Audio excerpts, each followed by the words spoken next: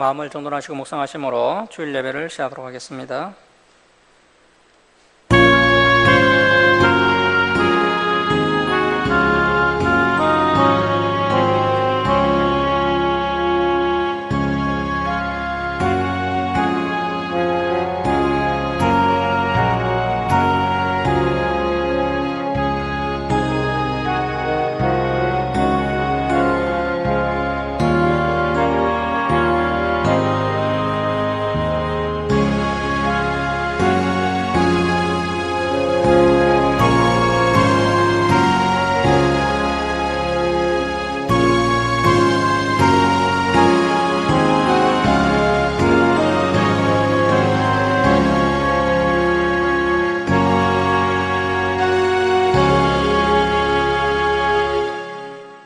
여호와께 감사하고 그의 이름을 불러 아뢰며 그가 하는 일을 만민 중에 알게 할지어다.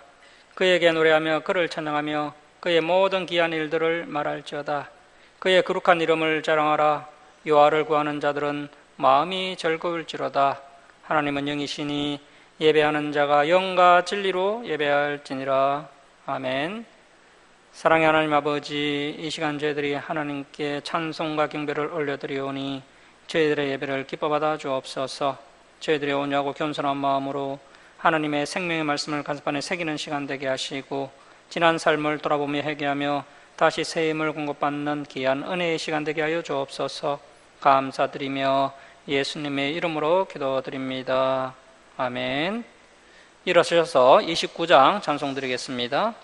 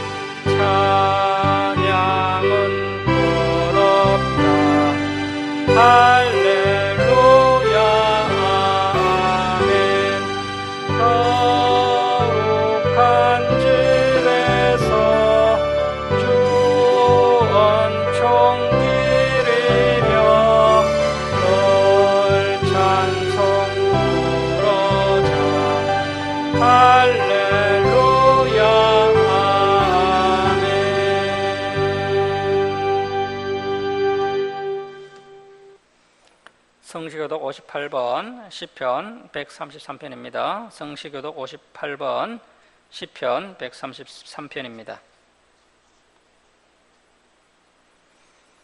보라, 형제가 연합하여 동감히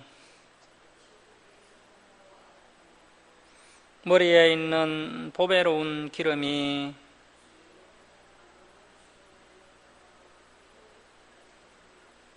헐몬의 이슬이 시온의 산들에 내린 같도다. 거기서 여호와께서 복을 명령하셨나니 곧 영생이로다. 아멘. 사도신경으로 신앙 고백 드리겠습니다. 나는 전능하신 아버지 하나님 천지의 창조주를 믿습니다. 나는 그의 유일하신 아들 우리 주 예수 그리스도를 믿습니다. 그는 성령으로 잉태되어 동정녀 마리아에게 나시고 본디오 빌라도에게 고난을 받아 십자가에 못 박혀 죽으시고 장사된 지 사흘 만에 죽은 자 가운데서 다시 살아나셨으며 하늘에 오르시어 전능하신 아버지 하나님 우편에 앉아 계시다가 거기로부터 살아있는 자와 죽은 자를 심판하러 오십니다.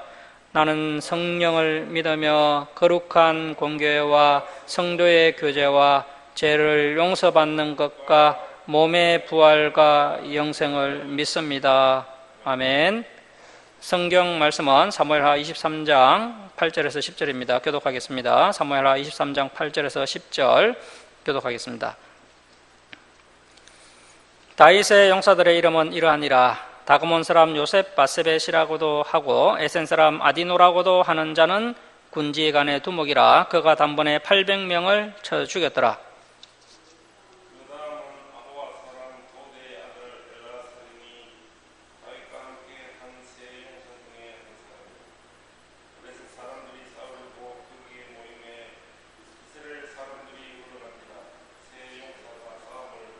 함께 읽겠습니다. 그가 나가서 손이 피곤하여 그의 손이 칼에 붓기까지 블렛 사람을 치니라. 그날에 여호와께서 크게 이기게 하셨으므로 백성들은 돌아와 그의 뒤를 따라가며 노력할 뿐이었더라. 아멘. 자리에 앉아주시기 바랍니다. 문길동 지사님 기도해 주시겠습니다.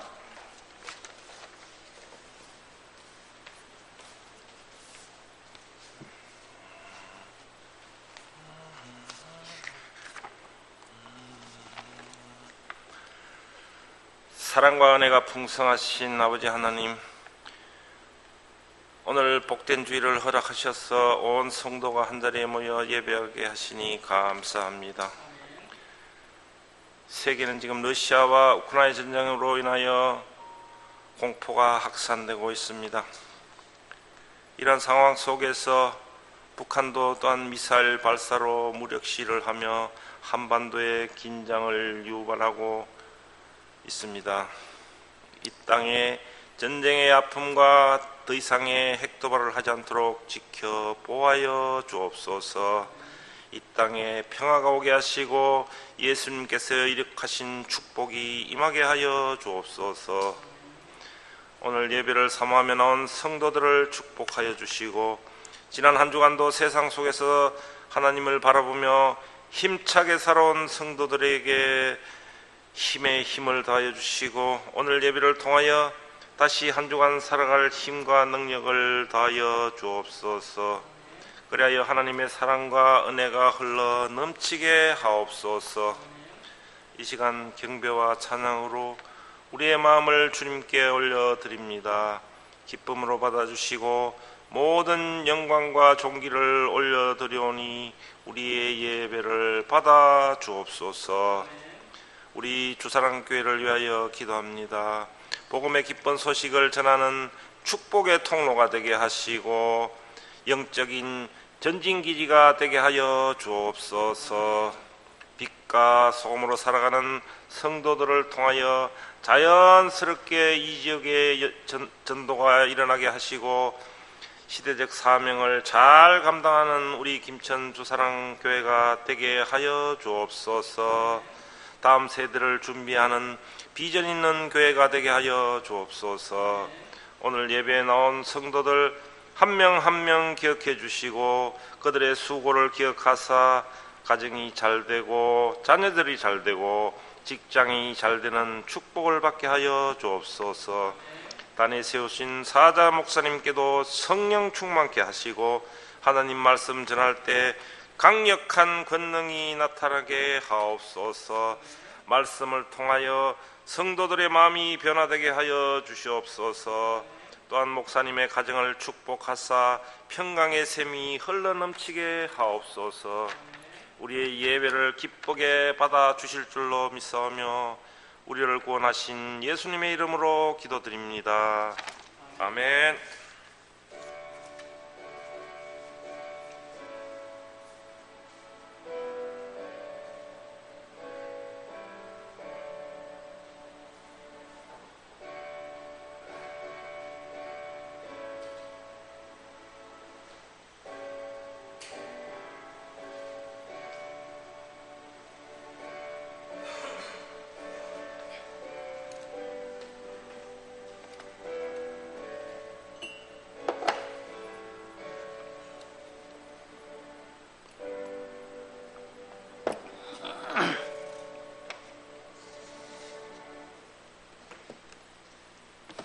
450장 찬송 드리겠습니다.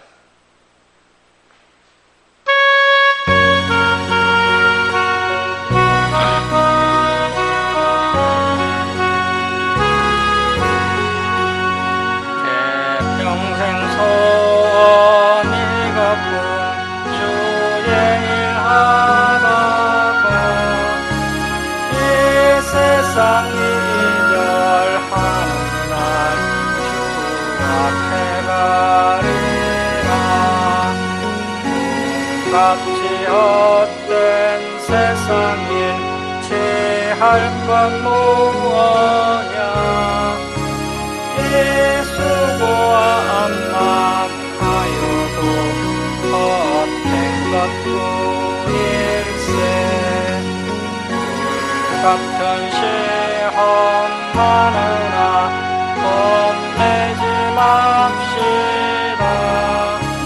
구주의 건강 것이니 이기고 남겠네. 보다 귀한 믿음은 참 복의 대도다.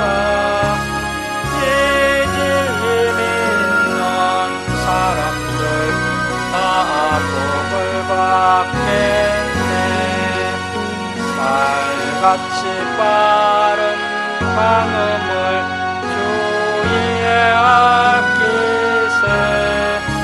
온몸과 마음을 바치고 힘써서 일하세.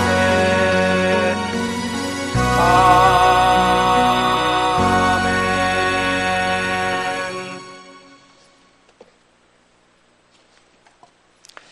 예, 할렐루야, 반갑습니다. 다윗의 존귀한 37용사들이라는 제목으로 하나님 말씀 함께 나누겠습니다.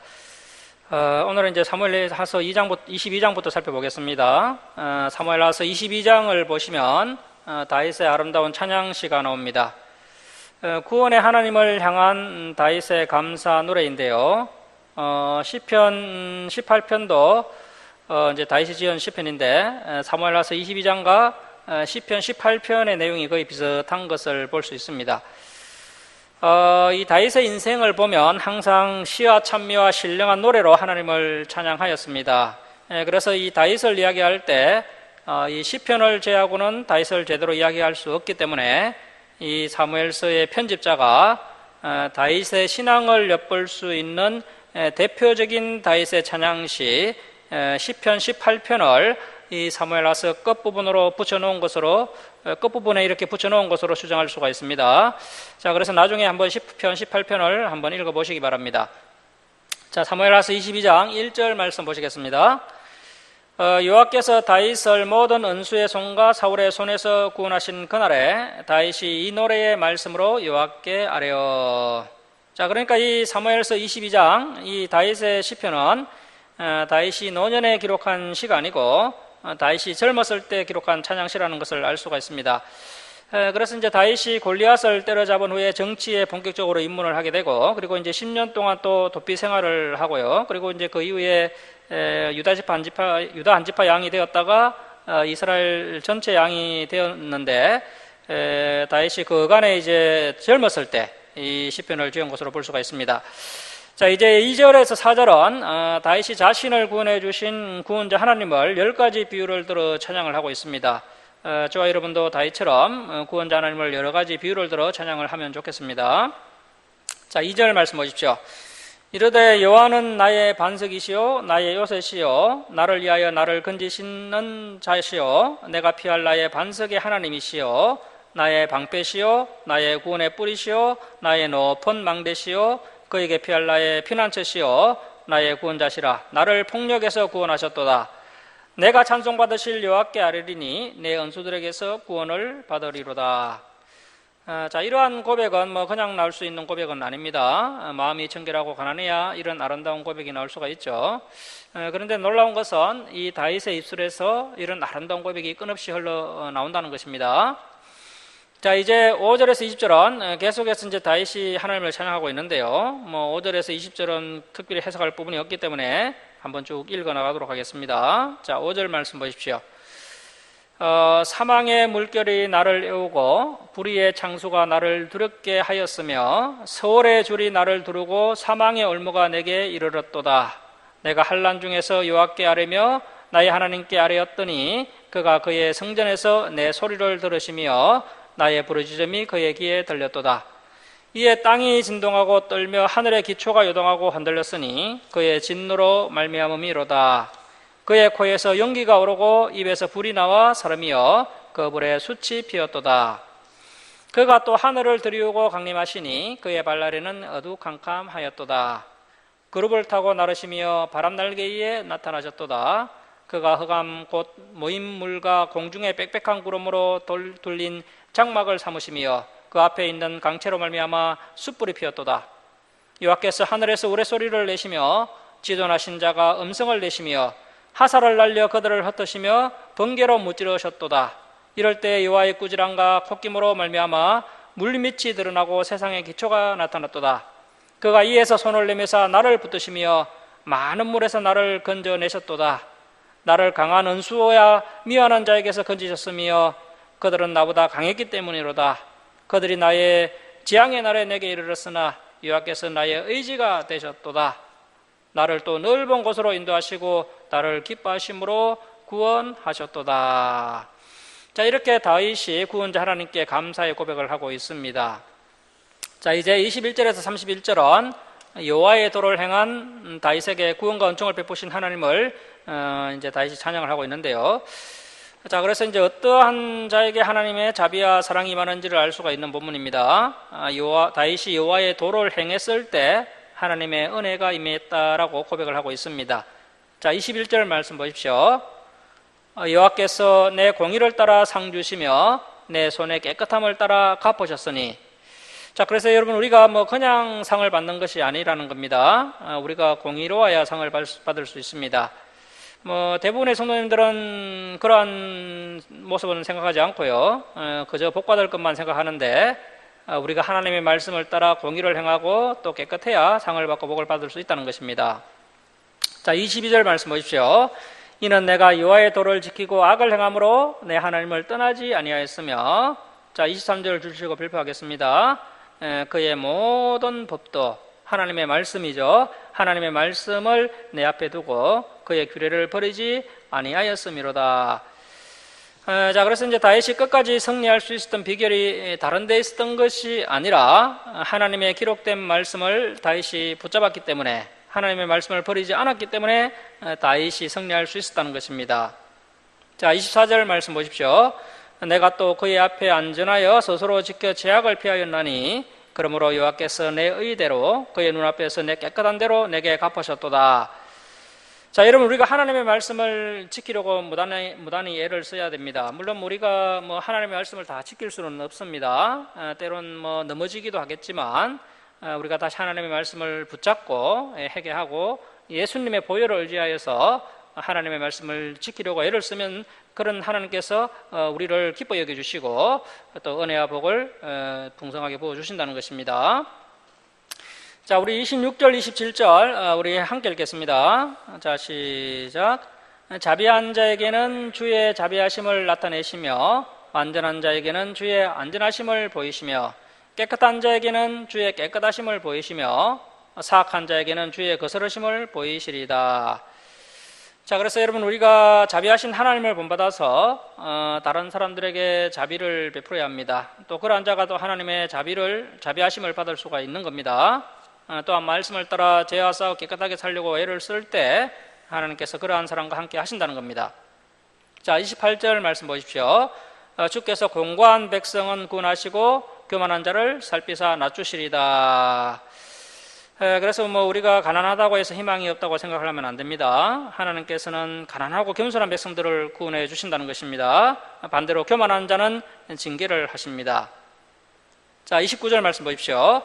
여호와여, 주는 나의 등불이시니 여호와께서 나의 어둠을 밝히시리이다. 내가 주를 의뢰하고 적진으로 달리며 내 하나님을 의지하고 성벽을 뛰어넘나이다. 하나님의 도는 안전하고 여호와의 말씀은 진실하니 그는 자기에게 피하는 모든 백성에게 방패시로다. 자, 이렇게 하나님의 도를 행하는 자가 하나님의 은총과 자비를 경험하게 된다라고 다윗은 고백하고 있습니다. 이것이 바로 우리 인생의 성공 법칙이죠. 여러분, 우리가 하나님의 말씀을 따라 살려고 애를 한번 써보시기 바랍니다. 그러한 사람에게 하나님께서 은혜와 복을 부어주신다는 것입니다. 자, 이제 32절에서 46절은 하나님께서 다윗에게 승리를 주신 것에 대해 다윗이 감사 찬양을 하고 있습니다. 이스라엘을 가장 많이 괴롭혔던 족속이 바로 블레셋 족속이었죠. 블레셋은 당시에 이제 철제 무기를 사용했던 아주 강력한 족속이었는데, 이스라엘이 블레셋의 속국이 되어서 이제 블레셋을 섬기며 한동안 살았습니다. 자, 그런데 이제 다윗이 왕이 되면서 상황이 많이 달라지게 되죠. 그래서 이제 32절에서 46절은 다윗이 이스라엘의 적인 이 블레셋 족속을 물리치도록 해주신 그 하나님의 은혜에 감사하면서 하나님을 찬양하는 내용이 되겠습니다. 32절에서 46절도 뭐 크게 해석할 부분이 없기 때문에 한번 쭉 읽어 나가도록 하겠습니다. 자, 32절 말씀 보십시오. 여호와 외에 누가 하나님이며 우리 하나님의 누가 반석이냐? 하나님은 나의 견고한 요새시며 나를 안전한 곳으로 인도하시며 나의 발로 안사선 밟게 하시며 나를 나의 높은 곳에 세우시며 내 손을 가르쳐 싸우게 하시니 내 팔이 노타를 당기도다. 주께서 또 주의 구원의 방패를 내게 주시며 주의 온유함이 나를 크게 하셨나이다. 내 걸음을 넓게 하셨고 내 발이 미끄러지지 아니하게 하셨나이다.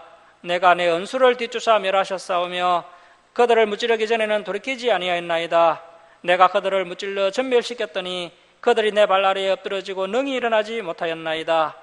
이는 주께서 내게 전쟁하게 하려고 능력으로 내게 띠띠우사 일어나 나를 치는 자를 내게 굴복하게 하셨사오며 주께서 또 내 원수들이 등을 내게로 향하게 하시고 내게 나를 미워하는 자를 끊어버리게 하셨음이니이다. 그들이 도움을 구해도 구원할 자가 없었고 여호와께 부르짖어도 대답하지 아니하셨나이다. 내가 그들을 땅에 띠끌같이 부스러뜨리고 거리에 진흙같이 밟아 해쳤나이다. 주께서 또 나를 내 백성의 다툼에서 건지시고 나를 보존하사 모든 민족의 어뜸으로 삼아졌으니 내가 알지 못하는 백성이 나를 섬기리이다. 이방인들이 내게 굴복하며 그들이 내 소문을 귀로 듣고 곧 내게 순복하리로다. 이방인들이 세약하여 그들의 견고한 곳에서 떨며 나오리로다. 자, 이제 47절에서 49절은 하나님께서 다윗의 구원자 되심을 다시 한번 강조하는 내용입니다. 자, 47절 말씀 보십시오. 여호와의 사심을 두고 나의 반석을 찬송하며 내 구원의 반석이신 하나님을 높일지로다. 이 하나님이 나를 위하여 보복하시고 민족들이 내게 복종하게 하시며 나를 원수들에게서 이끌어내시며 나를 대적하는 자 이에 나를 높이시고 나를 강포한 자에게서 건지시는도다. 자, 이제 50절에서 51절은 다윗의 찬양시를 끝맺는 노래입니다. 자, 우리 50절 51절 함께 읽겠습니다. 자, 시작. 이러므로 여호와여 내가 모든 민족 중에서 주께 감사하며 주의 이름을 찬양하리이다. 여호와께서 그의 양에게 큰 구원을 주시며 기름 부음 받은 자에게 인자를 베푸시며 영원하도록 다윗과 그 후손에게로다 하였더라. 자, 이렇게 다윗은 기쁠 때나 슬플 때나 언제나 시와 찬미와 신령한 노래로 하나님을 찬양했습니다. 그래서 이 사무엘하서 저자가 의도적으로 사무엘하서 마지막 부분에 이렇게 다윗의 찬양시를 붙여놓은 것입니다. 다윗이 자신의 인생 가운데 이런저런 많은 어려움들을 겪었습니다. 우리가 그동안 성경을 쭉 살펴봤지만 성경의 여러 인물들 가운데 다윗만큼 많이 고생한 인물도 없을 것입니다. 다윗도 사람인지라 큰 고난이 닥쳤을 때 인생을 포기하고 싶은 그런 마음도 있었을 것입니다. 그래도 다윗이 포기하지 않고 하나님께서 반드시 모든 문제들을 다 해결해 주실 것을 믿고 하나님의 말씀을 굳게 붙잡았다는 것입니다. 이 다윗의 시편을 보면 다윗이 하나님의 말씀 율법을 누구보다도 많이 알고 있었던 것으로 보입니다. 그래서 이 다윗에게는 하나님의 말씀이 기본이었고요. 그와 함께 이 다윗에게는 하나님을 향한 깨끗한 기도와 또 신령한 찬양이 있었다는 것입니다. 아마 다윗에게 이 기도와 찬양이 없었다면 우리가 앞에서 살펴봤던 것처럼 다윗에게 닥쳐왔던 그 고난이 워낙 컸기 때문에 이 다윗이 감당하지 못했을 것입니다. 다윗에게는 진리를 바탕으로 한 깨끗한 기도와 또 신령한 찬양이 있었기 때문에 그 큰 어려움 가운데서도 하나님과의 관계를 견고하게 유지할 수 있었습니다. 그래서 마침내 하나님의 은혜로 모든 문제가 다 해결되게 되고 다시 하나님의 크신 은총이 다윗에게 임하는 것을 볼 수 있습니다. 그래서 오늘날도 우리에게 과연 이 다윗처럼 진리를 바탕으로 한 이러한 기도가 있는지, 그리고 진리를 바탕으로 한 찬양이 있는지 다시 한번 우리의 입술과 우리의 삶을 한번 돌아봐야 할 것입니다. 자, 이제 23장에도 또 한편의 짤막한 시편이 나오는데요. 이 시편은 다윗의 인생 말년에 마지막으로 기록한 시편으로 보입니다. 자, 23장 1절 말씀 보십시오. 이는 다윗의 마지막 말이라. 그래서 이제 다윗의 마지막 시편입니다. 다윗의 마지막 시편. 그런데 이제 다윗의 마지막 시편 역시 하나님을 송축하고 하나님을 높여드리고 하나님을 찬양하는 그러한 고백이었다는 겁니다. 자, 이새의 아들 다윗이 말하며 높이 세워진 자, 야곱의 하나님께로부터 기름 부음을 받은 자, 이스라엘의 노래 잘하는 자가 말하노라. 자, 이 다윗의 장기 중에 하나가 노래를 잘했다는 겁니다. 이렇게 성경 인물 중에서 감성과 예술성이 발달되어서 그 감성과 예술성으로 사람과의 관계도 원만하게 유지해 나가고 또 하나님과의 관계도 원만하게 유지해 나간 그러한 인물이 바로 이 다윗입니다. 자, 그렇다면 이 다윗이 어떻게 해서 이렇게 감성과 예술성이 이렇게 많이 발달했을까요? 다윗은 어릴 때부터 양을 치면서 상과 들판을 누볐기 때문입니다. 오늘날도 유명한 예술가들 중에서 도시에 태어난 사람들보다는 이렇게 농촌, 어촌에서 태어난 자란 분들이 상당히 많다고 합니다. 그래서 우리의 아이들이 도시에서 스마트폰만 붙들고 있게 하면 안 되고요. 산으로 들러 나가서 자연 만물들을 경험하고 누릴 수 있는 그러한 시간을 자꾸 만들어 주어야 한다는 것입니다. 이 다윗이 이렇게 발달된 감성과 예술성으로 하나님을 계속해서 고백하고 있는데요. 자, 2절 말씀 보십시오. 여호와의 영이 나를 통하여 말씀하시며 그의 말씀이 내 혀에 있도다. 자, 그래서 이제 상당히 수준 있는 이야기를 하고 있는 거죠.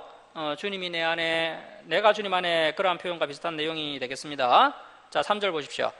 이스라엘 하나님이 말씀하시며 이스라엘의 반석이 내게 이르시기를 사람을 공의로 다스리는 자, 하나님을 경외함으로 다스리는 자요. 자, 다윗은 백성들을 공의로 다스리고 하나님을 경외하는 자였다는 것입니다. 그래서 이것이 지도자의 가장 중요한 두 가지 덕목인데요. 그래서 지도자는 사람을 공의로 또 다스려야 되고요. 그리고 다스릴 때 하나님을 향한 두려워하는 마음, 하나님을 경외함이 있어야 한다는 것입니다. 오늘날도 이러한 지도자가 있으면 좋겠는데 참 찾기가 쉽지 않습니다. 자, 4절 말씀 보십시오. 그는 돋는 해의 아침빛 같고 구름 없는 아침 같고 비 내린 후에 강선으로 땅에서 우미 돋는 새풀 같으니라 하시도다. 자, 그래서 다윗이 이렇게 쓴 시편을 보면 참 아름답고 참 신선한 그런 모습을 볼 수가 있는데, 그런 참 시편인 것을 볼 수가 있는데요. 그래서 오늘날 문학인들이 이 성경책에서 이렇게 많은 영감을 얻어서 좋은 작품들을 쓴다고 합니다.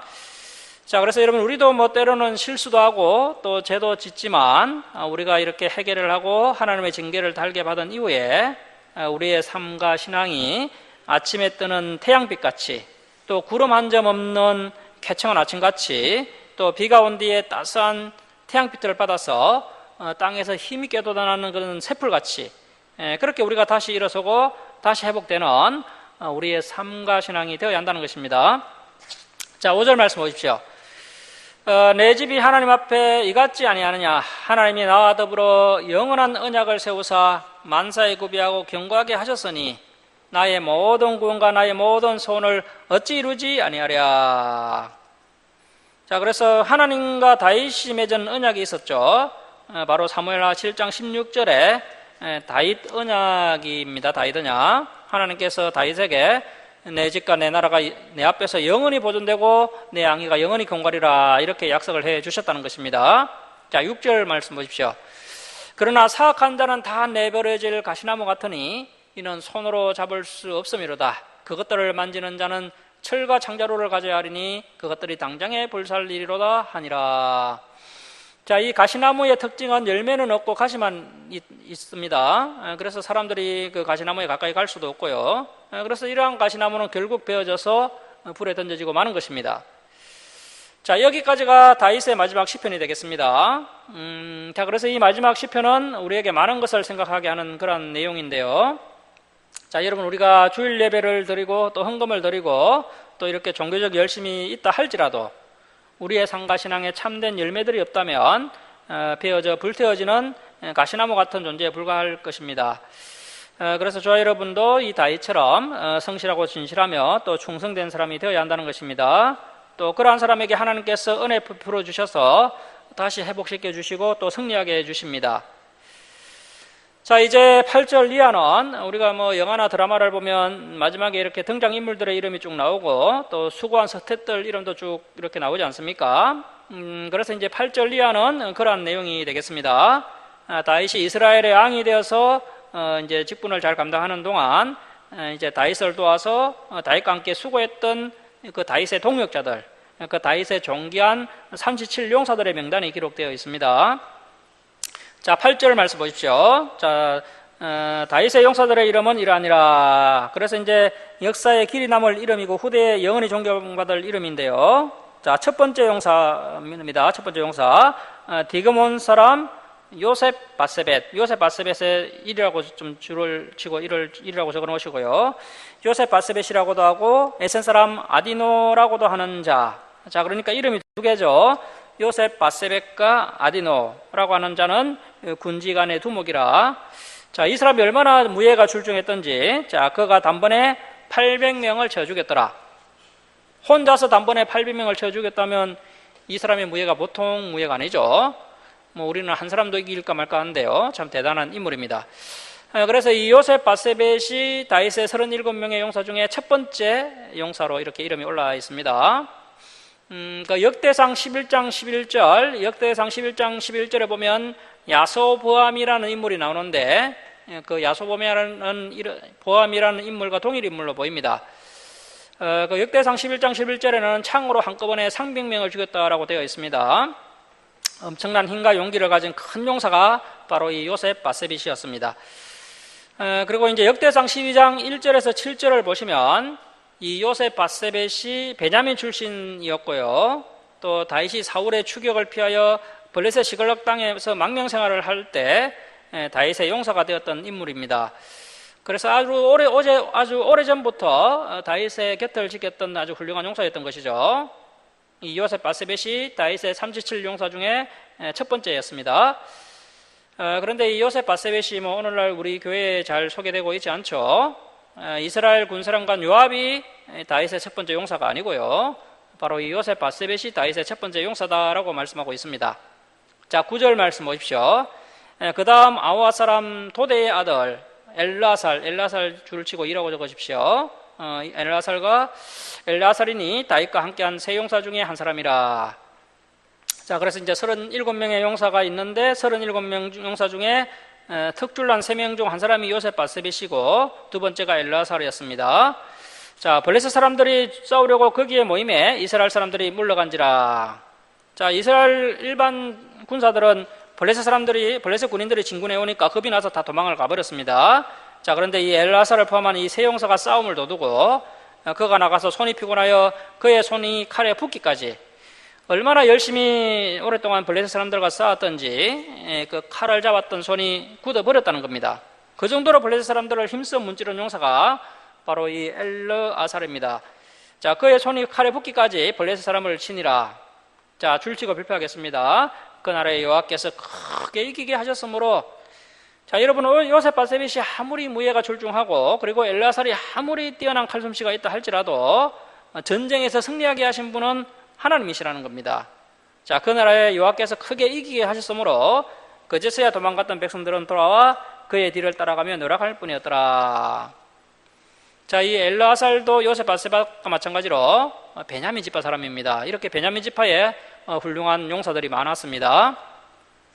자, 이렇게 이제 다윗은요, 사울 지파인 베냐민 지파 사람들을 배제시키지 않고 그들에게 동등한 기회를 주었고, 이렇게 다윗의 첫 번째, 두 번째 용사가 되어서 아주 귀하게 쓰임받는 것을 볼 수가 있습니다. 자, 그리고 이제 11절 말씀 보십시오. 그 다음은 하랄 사람 아게의 아들 삼마 줄치고 3이라고 적으십시오. 삼마라. 블레셋 사람들이 사기가 올라 거기 녹두나무가 가득한 한쪽 밭에 모임에 이스라엘 백성들은 블레셋 사람들 앞에서 도망하되 그 삼마는 홀로 그 밭 가운데서 서서 막아 블레셋 사람들을 친지라. 지울시고 발표하겠습니다. 여호와께서 큰 구원을 이루시니라. 자, 그래서 앞으로도 이제 우리 교회와 성도님들은 하나님께서 이렇게 능력을 주시고 또 도와주셔서 하나님의 놀라운 은혜를 경험하게 될 텐데요.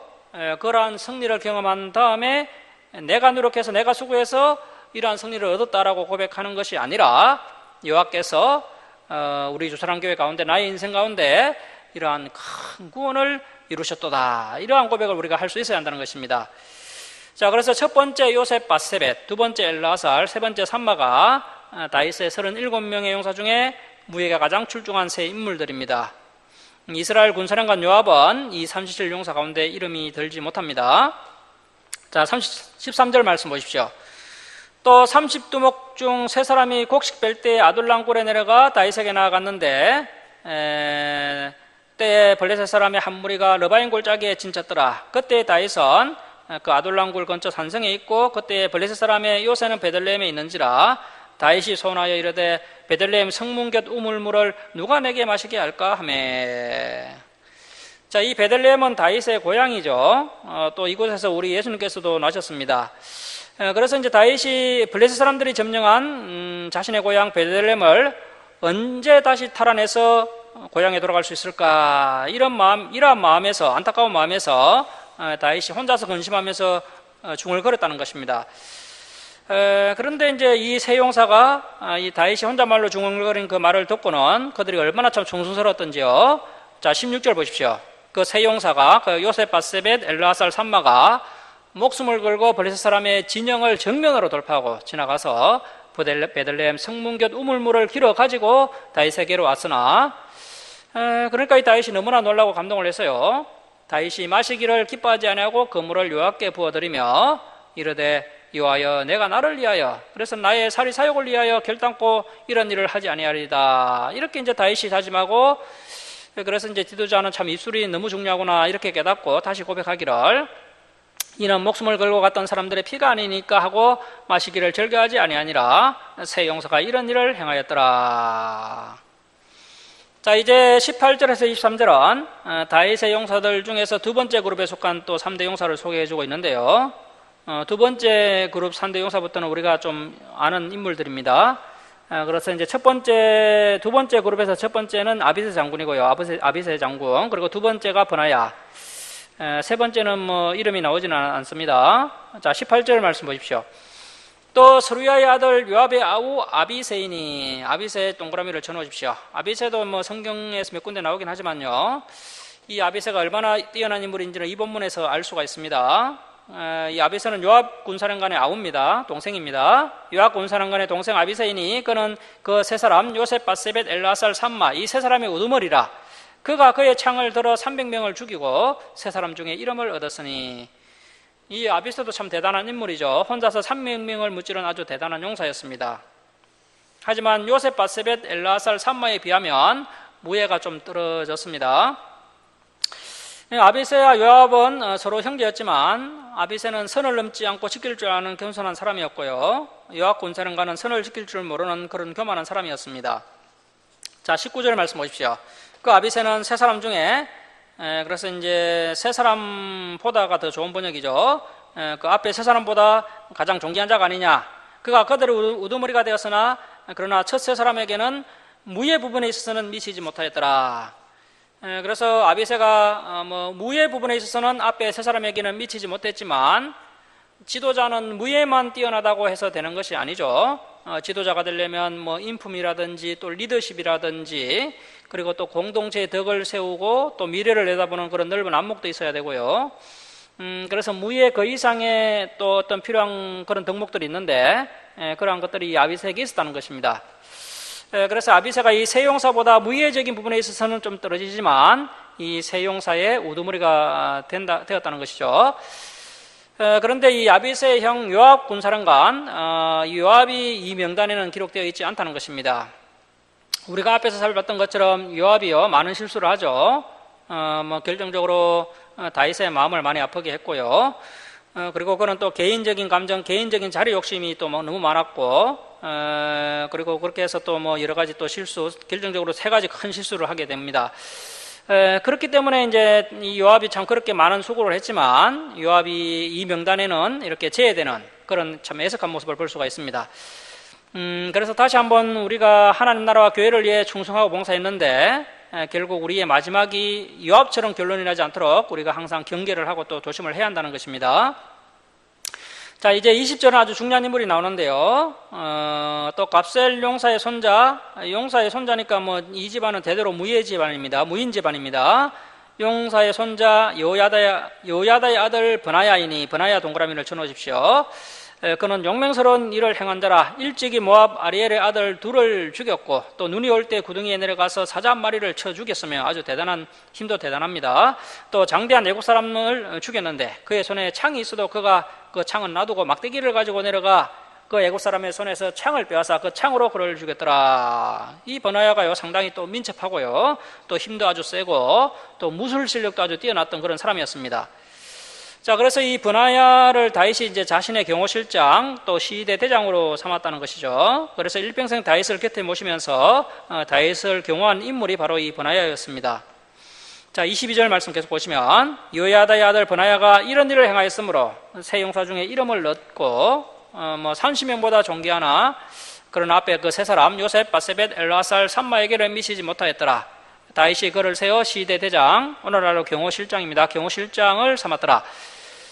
무술 실력은 앞에 그 세 용사에게 미치지 못했지만 이 버나야, 아비새 같은 이러한 인물들이 오히려 더 존귀했다는 거죠. 그래서 우리가 하나님 앞에서 존귀한 자가 되기 위해서는 능력만으로는 안 된다는 겁니다. 물론 능력도 어느 정도 있어야 되겠지만 능력 그 이상의 것, 그러니까 이제 리더십이라든지 인품이라든지 그리고 또 하나님을 아는 그런 지식이라든지 또 미래를 내다보는 넓은 안목 같은 것이 요구가 된다는 것이죠. 자, 그리고 이제 24절 말씀 보시면 요압의 아우 아사헬, 이 아사헬은 우리가 전에 이제 살펴본 적이 있었는데 이 아사헬은 아주 노루처럼 빠른 발을 가진 그런 사람이었습니다. 앞에서 이제 그 아브넬 장군, 사울 척의 군사령관인 아브넬 군사령관을 그 빠른 발을 가지고 끝까지 쫓아갔다가 그 백전노장 아브넬에게 죽임을 당한 그런 애석한 젊은 용사였죠. 이 아사엘도 아주 훌륭한 용사였는데요. 아사엘은 30명 중에 하나요. 여기에서 계속 30명이라고 나오고 있지만 사실은 37명입니다. 37명 중에 하나요. 또 베들레헴 도도의 아들 엘하난가. 자, 이렇게 해서 이제 나머지 용사들이 쭉 열거되고 있는데요. 이 부분은 생략을 하도록 하겠습니다. 집에 가셔서 한번 쭉 읽어보시기 바랍니다. 자, 이제 37절로 갑니다. 37절. 37절 보십시오. 암몬 사람 셀렉과 스루야의 아들 요압의 무기를 잡은 자 브에롯 사람 나하레야. 자, 요압이 이스라엘의 총 군사령관이 아닙니까? 그런데 요압의 무기를 맡았던 부관도 여기에 이렇게 명단에 기록되어 있는데 정작 군사령관 요압의 이름이 여기에 기록되어 있지 않다는 것입니다. 자, 그리고 이제 39절 말씀 보십시오. 아주 중요한 인물인데요. 햇사람. 자, 햇사람이라는 것은요, 히타이트 족속입니다. 히타이트 족속. 아주 호전적인 민족이고 철기 문화를 발전시킨 그런 히타이트 족속 출신. 그래서 이제 햇사람, 히타이트 족속 우리아라. 자, 이 우리아는 밧세바의 남편이죠. 그런데 다윗이 이제 옥상에 올라갔다가 밧세바가 목욕하는 장면을 보고 음력이 일어나서 밧세바를 데려와서 간음을 하게 되고 그 죄를 숨기기 위해서 이 충성스러운 우리아를 죽이게 됩니다. 우리아는 우리 군인들이 밖에서 고생하는데 내가 어찌 아내와 동침하리요 하면서 끝까지 성문 앞에서 군인들과 잠을 잤던 아주 충성스러운 용사였는데 다윗이 이 충성스러운 우리아를 죽여버립니다. 자, 그 충성스러운 용사 우리아의 이름도 이렇게 이제 37명의 용사 중에 들어가 있습니다. 우리아라 이상 총수가 37명이었더라. 자, 그래서 이 다윗을 따랐던 군인들이 그동안 얼마나 많았겠습니까? 그 가운데 가장 충성스럽고 가장 신실하고 가장 하나님의 기쁨이 되고 또 다윗의 기쁨이 되었던 용사 37명이 이렇게 이름이 나오고 있습니다. 이 37명의 용사 중에요, 이방인들도 상당수가 있었습니다. 그래서 다윗은 사람을 들었을 때 학연, 혈연, 지연 이러한 것에 구애받지 않고 정말 실력이 있는 인물, 진실되고 충성된 인물을 선택해서 이렇게 사용을 했다는 것을 알 수가 있습니다. 하나님께서 아브라함과 이삭과 야곱에게 약속하셨던 그 가나안 땅을 여호수아와 이스라엘 백성들이 다 정복을 해내지 못했습니다. 가나안 땅 입성 이후에 400년 동안 이스라엘 백성들이 가나안 땅을 정복하지 못했고요. 심지어 예루살렘도 정복해내지 못했는데 이 가나안 땅을 다 정복해낸 사람이 바로 이 다윗이었습니다. 그래서 하나님의 말씀이 400년 동안 지체되어 있다가 다윗 같은 인물이 나타나니까 하나님께서 약속하셨던 땅이 드디어 이스라엘 땅이 되게 됩니다. 그렇게 400년 동안 성취하지 못했던 이대한 일을 이 다윗이 해내게 된 그 비결은, 자, 첫 번째, 하나님의 큰 도우심이 있었기 때문에 가능한 일이었고요. 두 번째는 다윗 곁에 이렇게 목숨 바쳐 충성하고 또 수고와 헌신을 해준 37명의 동력자들이 있었기 때문입니다. 그래서 우리 교회 가운데도 물론 하나님의 도우심이 있어야겠지만 그와 함께 이런 37명과 같은 하나님의 귀한 동력자들이 필요한데, 이러한 용사들처럼 귀하게 쓰임 받는 용사들로 우리가 잘 준비되어야 할 것입니다. 자, 우리 이제 마지막으로 요한계시록 20장 12절 한번 보도록 하겠습니다. 여기 화면 한번 보십시오. 요한계시록 20장 12절입니다. 자, 우리 화면 보시면서 요한계시록 20장 12절 우리 함께 읽겠습니다. 자, 시작. 또 내가 보니 죽은 자들이 큰 자나 작은 자나 그 보좌 앞에 서 있는데 책들이 펴 있고 또 다른 책이 펴졌으니 곧 생명책이라. 죽은 자들이 자기 행위를 따라 책들에 기록된 대로 심판을 받으니. 자, 하나님의 보좌 앞에 두 가지 책이 있다라는 겁니다. 그래서 이제 이 세상 모든 사람들이 하나님의 심판을 받을 때가 오는데요, 이 두 가지 책을 통해서 심판을 받게 된다는 겁니다. 첫 번째는 행위의 책들이 있습니다. 그리고 또 다른 책이 있는데 바로 생명책입니다. 이 생명책에 저와 여러분의 이름이 기록되어 있어야 우리가 구원받게 되는 겁니다. 이 두 가지 책 중에 요한계시록 20장 12절은 행위의 책들에 대한 이야기를 하고 있습니다. 자, 12절 끝에 보시면 죽은 자들이 자기 행위를 따라 책들에 기록된 대로 심판을 받으니. 자, 그래서 여러분, 죽으면 인생이 끝나는 것이 아니라 이제 죽음 이후부터는 새로운 인생이 시작된다는 것입니다. 죽은 자들이 살았을 때 행했던 그 행위대로 심판을 받게 된다라고 말씀하고 있습니다. 자, 말씀을 마치도록 하겠습니다. 사랑하는 성도 여러분, 이 말씀처럼 우리가 나중에 하나님의 심판대 앞에 섰을 때 이 행위의 책들을 우리가 보게 될 것입니다. 이 행위의 책들 중에는 우리 주사랑교회에 관한 기록도 분명히 있을 것입니다. 이 주사랑교회를 통해 하나님의 구속사를 이루기에 묵묵히 충성했던 우리 성도님들의 행위가 그 책에 기록되어 있을 것입니다. 저와 여러분의 일원과 헌신이 하나님의 생명책과 또 행위의 책에 잘 기록되어서 새 예루살렘 성에서 존귀함을 받는 저와 여러분 다 될 수 있기를 주님의 이름으로 축원합니다. 자, 기도하겠습니다. 사랑의 하나님 아버지, 우리의 신앙과 삶이 때로는 실수도 하고 죄도 짓지만 진정으로 회개하고 또 징계를 달게 받은 이후에 아침에 뜨는 태양빛같이 또 구름 한 점 없는 개청한 아침같이 또 비 가운데에 따스한 태양빛을 받아 땅에서 힘있게 돋아나는 새풀같이 다시 일어서고 다시 회복되는 우리 주사랑교회 성도들의 신앙과 삶이 될 수 있도록 저희를 붙드시고 은혜 베풀어 주시옵소서.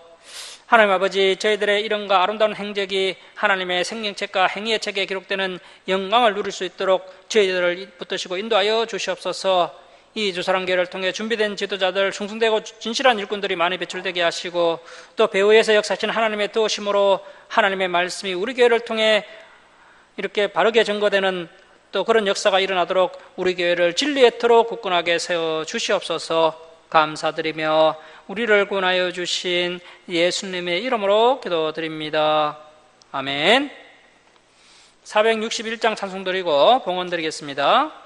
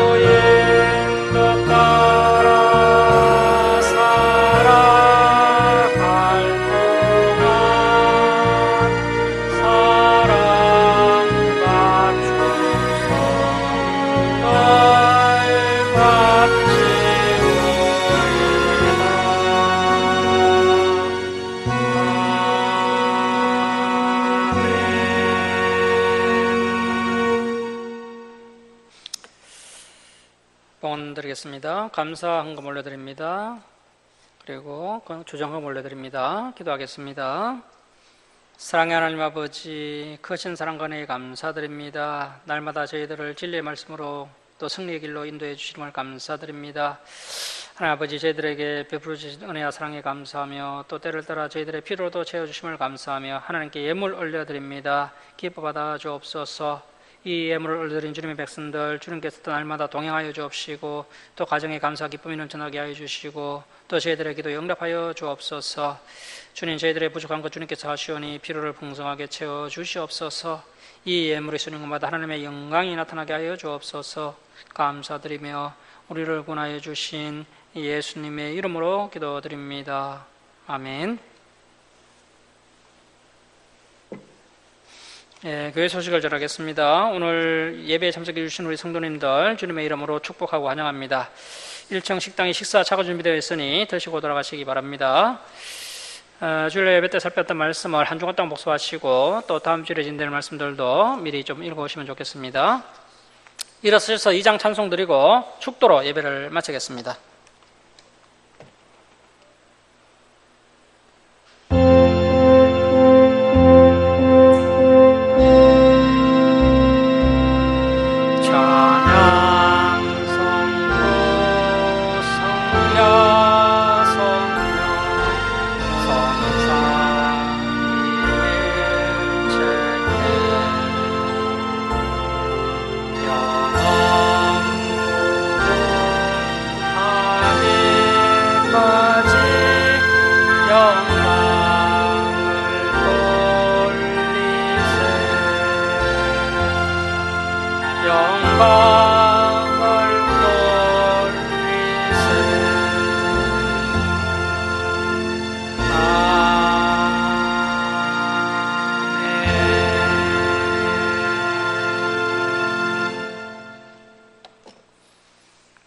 지금은 우리 주 예수 그리스도의 은혜와 하나님 아버지의 극진하신 사랑하심과 성령님의 감화감동하심과 교통하심이 하나님의 구속사를 이루기에 묵묵히 충성함으로 하나님의 생명책과 행위의 책에 기록되어 새 예루살렘 성에서 존귀함을 받는 사랑하는 김천 주사랑교회 성도들 머리에와 이 땅의 모든 교회에 이제로부터 영원토록 함께 있을지어다. 아멘.